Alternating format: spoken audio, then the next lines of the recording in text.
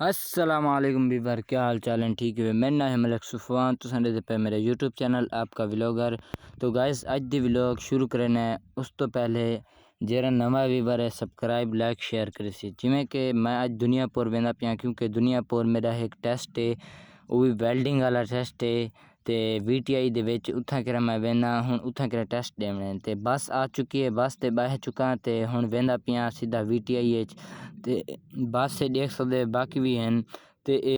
तो गाइस मैं दुनियापुर दे आ चुका उत्थे करा अड्डे दे लहदे ते मैं हुण वेंदा पिया ते ये शहर है। शहर किनों अग्गां वेसां उत्थां करा वंदे ते VTI है उत्थां करा वंदे टेस्ट देने। तुसां ये भी देख सकते वे सोलर प्लेटां ले सारी दुकानां हैं ते बाकी भी हैं ते पेंसिल गिन गिते क्योंकि टेस्ट आई ते देख सकते वे गवर्नमेंट टेक्निकल ट्रेनिंग सेंटर है।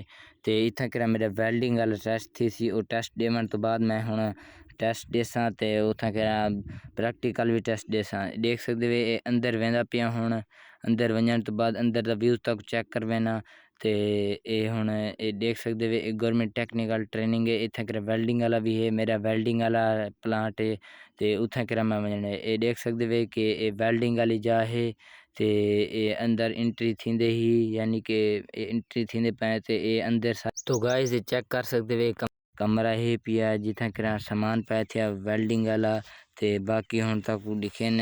ये देख सकते वे बड़ा ही खूबसूरत निज़ाम बनाया हुआ है इन्हां ते इत्थां करा मैं रोज़ाना मी ते हुण मेरा वेल्डिंग टेस्ट थींदा पे देख सकते वे ते बाद वेल्डिंग टेस्ट पेपर थी गया मेरा ते पेपर देवन तो बाद मैं उथों करा सीधा करोड़ चौक ते आया। करोड़ चौक तो बाद मैं सीधा इत्थे बस ते चढ़ा। बस ते चढ़दे वाल हुण वेंदा पिया अपने घर ते बस तो बाद वाल हुण सीधा उथों करा बंगले दू लत्थां ते इत्थें घर आ गया ते ओके खुदा हाफिज़। नेक्स्ट व्लॉग मिलसूँ सब उस तो पहले जरा मेरा नवा वीवर है।